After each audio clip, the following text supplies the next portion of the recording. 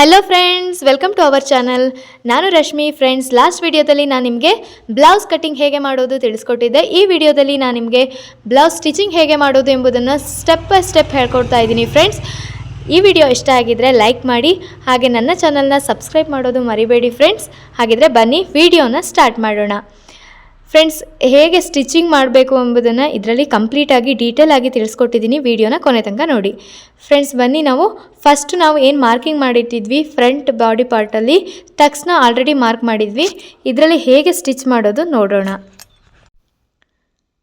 ಈ ರೀತಿ ನೋಡಿ, ಮಾರ್ಕಿಂಗ್ ಏನು ಮಾಡಿರ್ತಿದ್ವಿ ನಾವು ಇಲ್ಲಿ ಏನು ಮಾರ್ಕಿಂಗ್ ಮಾಡಿದ್ವಿ ಅದರ ಮೇಲೆ ಸ್ಟಿಚ್ ಮಾಡಬೇಕು. ಬಟ್ ಸ್ಟಿಚ್ ಮಾಡೋದಕ್ಕೂ ಮುಂಚೆ ಯಾವ ರೀತಿ ಅದನ್ನು ಫೋಲ್ಡ್ ಮಾಡ್ಕೋಬೇಕು ನೋಡೋಣ. ನೋಡಿ, ಮಾರ್ಕಿಂಗ್ ಆಲ್ರೆಡಿ ಮಾಡಿದ್ದೀವಿ. ಇದನ್ನು ನೀಟಾಗಿ ಫೋಲ್ಡ್ ಮಾಡಬೇಕು. ಈ ಬ್ಲೌಸು ನಾನು ಲೈನಿಂಗ್ ಬ್ಲೌಸ್ ಆಗಿರೋದಿಲ್ಲ ಫ್ರೆಂಡ್ಸ್, ಸಿಂಪಲ್ಲಾಗಿ ವಿತೌಟ್ ಲೈನಿಂಗ್ ಬ್ಲೌಸ್ ಆಗಿರುತ್ತೆ. ಯಾಕಂದರೆ ಬಿಗಿನರ್ಸ್ಗೆ ತುಂಬ ಈಸಿ ಆಗಲಿ ಅಂತ ವಿತೌಟ್ ಲೈನಿಂಗ್ ಬ್ಲೌಸ್ ಹೊಲಿತಾ ಇದ್ದೀನಿ. ಫ್ರೆಂಡ್ಸ್, ನೋಡಿ, ಏನು ಮಾರ್ಕಿಂಗ್ ಮಾಡಿದ್ವಿ ಅದ್ರ ಮೇಲೆ ಸ್ಟಿಚ್ ಹಾಕ್ಕೋಬೇಕಾಗತ್ತೆ. ನೀಟಾಗಿ ಫೋಲ್ಡ್ ಮಾಡ್ಕೊಂಡ್ಬಿಟ್ಟು ಸ್ಟಿಚ್ ಹಾಕ್ಕೊಳ್ಳೋಣ.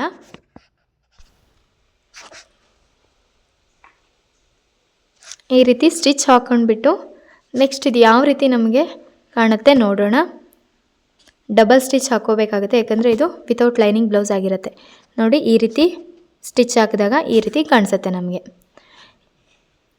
ಈ ರೀತಿ ಓಕೆ. ಇದೇ ರೀತಿ ನಾವು ಏನು ಮಾರ್ಕಿಂಗ್ ಮಾಡಿರ್ತೀವಿ ಎಲ್ಲ ಕಡೆನೂ ಇದೇ ರೀತಿ ಸ್ಟಿಚ್ನ ಹಾಕ್ಕೋಬೇಕಾಗತ್ತೆ. ಈ ರೀತಿ ಫೋಲ್ಡ್ ಮಾಡಿಬಿಟ್ಟು ಎಲ್ಲ ಮಾರ್ಕಿಂಗಿಗೂ ಸ್ಟಿಚ್ ಹಾಕ್ಕೊಳ್ಳೋಣ. ಮಾರ್ಕಿಂಗ್ ಮಾಡಿದ್ರ ಮೇಲೇ ಸ್ಟಿಚ್ ಬರಬೇಕು. ಹುಷಾರಾಗಿ ಫೋಲ್ಡ್ ಮಾಡಿಕೊಂಡು ನೀಟಾಗಿ ಹಾಕ್ಕೊಳ್ಳೋಣ.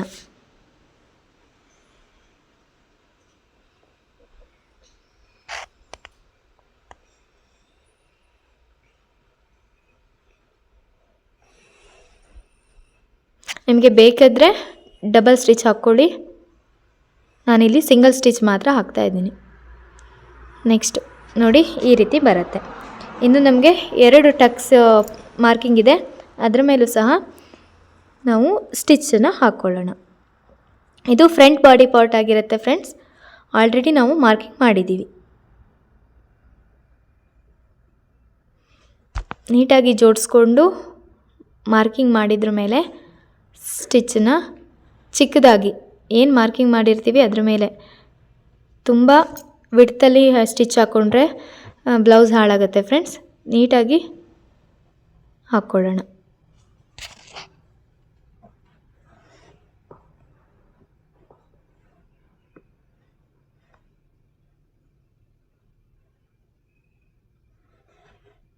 ಇದು ಈ ರೀತಿ ಸ್ಟ್ರೈಟೇ ಬರಬೇಕು, ಎಲ್ಲೂ ಫೋಲ್ಡ್ ಆಗಬಾರ್ದು.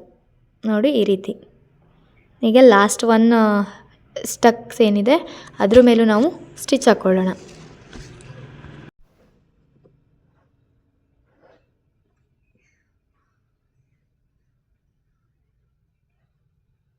ಬಟ್ಟೆ ಎಲ್ಲೂ ಫೋಲ್ಡ್ ಆಗದೆ ಇರೋ ರೀತಿ ನೀಟಾಗಿ ನೋಡ್ಕೋಬೇಕು. ಬಟ್ಟೆ ಫೋಲ್ಡ್ ಆದರೆ ಬ್ಲೌಸ್ ಹಾಳಾಗತ್ತೆ. ಇದು ಟಕ್ಸ್ ಸ್ಟಿಚಿಂಗ್ ಆಯಿತು. ನೋಡಿ, ಕಂಪ್ಲೀಟಾಗಿ ಫ್ರಂಟ್ ಬಾಡಿ ಪಾರ್ಟಿನಲ್ಲಿ 1 ಬಾಡಿ ಪಾರ್ಟು ನಮಗೆ ಸಿಕ್ತು. ಈ ರೀತಿ ಶೇಪಲ್ಲಿ ಬರುತ್ತೆ. ಟಕ್ಸ್ನ ಎಲ್ಲ ನೀಟಾಗಿ ನಾವು ಸ್ಟಿಚ್ ಮಾಡಿದ್ಮೇಲೆ ಈ ರೀತಿ ಸಿಗತ್ತೆ. ಓಕೆ, ಇದು 1 ಬಾಡಿ ಪಾರ್ಟ್ ಆಯಿತು. ನೆಕ್ಸ್ಟ್ ಇನ್ನೊಂದನ್ನು ಸಹ ನಾವು ಮಾರ್ಕ್ ಆಲ್ರೆಡಿ ಮಾಡಿದ್ದೀವಿ. ಮಾರ್ಕ್ ಮಾಡಿದ್ರ ಮೇಲೆ ನೀಟಾಗಿ ಸ್ಟಿಚ್ ಮಾಡಿಕೊಂಡ್ರೆ ನಮಗೆ ಇನ್ನೊಂದು ಬಾಡಿ ಪಾರ್ಟ್ ನೀಟಾಗಿ ಸಿಗುತ್ತೆ. ನೋಡಿ, ಆಲ್ರೆಡಿ ನಾನು ಸ್ಟಿಚ್ ಮಾಡಿ ಇಟ್ಕೊಂಡಿದ್ದೀನಿ. ಇವಾಗ ಫ್ರಂಟ್ ಬಾಡಿ ಪಾರ್ಟಲ್ಲಿ 2 ನಮಗೆ ಸಿಕ್ತು. ಇದಕ್ಕೆ ನಾವು ಪಟ್ಟಿ ಜೋಡಿಸ್ಬೇಕು. ಈ ರೀತಿ ಸ್ಟಿಚ್ ಮಾಡಿದ ಮೇಲೆ ನಾವು ಏನಾದರೂ ಸ್ಟಿಚಿಂಗಲ್ಲಿ ನಾವು ಹೆಚ್ಚು ಕಮ್ಮಿ ಸ್ಟಿಚ್ ಮಾಡಿದ್ದೀವ ಅಂತ ನೋಡ್ಕೋಬೇಕಾಗತ್ತೆ. ಅದಕ್ಕೆ ಈ ರೀತಿ 2 ನಾವು ಅಳತೆ ಮಾಡಿ ನೋಡಿದಾಗ ಏನೂ ಡಿಫ್ರೆಂಟ್ ಬಂದಿರಲ್ಲ ನಮಗೆ. ಮಾರ್ಕಿಂಗ್ ಮಾಡಿದ ಮೇಲೆ ಸ್ಟಿಚ್ ಮಾಡಿದಾಗ ಈ ರೀತಿ ಏನೂ ಡಿಫ್ರೆಂಟ್ ಬರೋದಿಲ್ಲ.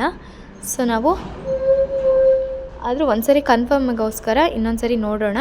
ಈ ರೀತಿ ಹಿಡಿದ್ಬಿಟ್ಟು ನೋಡಿದಾಗ 2 ಬಾಡಿ ಪಾರ್ಟು ಸೇಮ್ ಅಳತೆಯಲ್ಲಿ ಇರುತ್ತೆ ನಮಗೆ. ಸ್ಟಿಚಿಂಗಲ್ಲಿ ನಾವು ಸ್ವಲ್ಪ ಜಾಸ್ತಿ ಕಮ್ಮಿ ಮಾಡಿದಾಗ ಡಿಫ್ರೆಂಟ್ ಬರುತ್ತೆ. ಸೊ ಇಲ್ಲಿ ಯಾವುದೇ ರೀತಿ ಡಿಫ್ರೆಂಟ್ ಬಂದಿಲ್ಲ ನಮಗೆ, ನೀಟಾಗಿ ಸ್ಟಿಚ್ ಆಗಿದೆ. ನೆಕ್ಸ್ಟ್ ವಿಡಿಯೋದಲ್ಲಿ ನಾನು ನಿಮಗೆ ಪಟ್ಟಿ ಹೇಗೆ ಜಾಯಿಂಟ್ ಮಾಡೋದು ತಿಳಿಸ್ಕೊಡ್ತಿದ್ದೀನಿ friends. Thank you for watching. Subscribe ಮಾಡೋದು ಮರಿಬೇಡಿ ಫ್ರೆಂಡ್ಸ್. Thank you.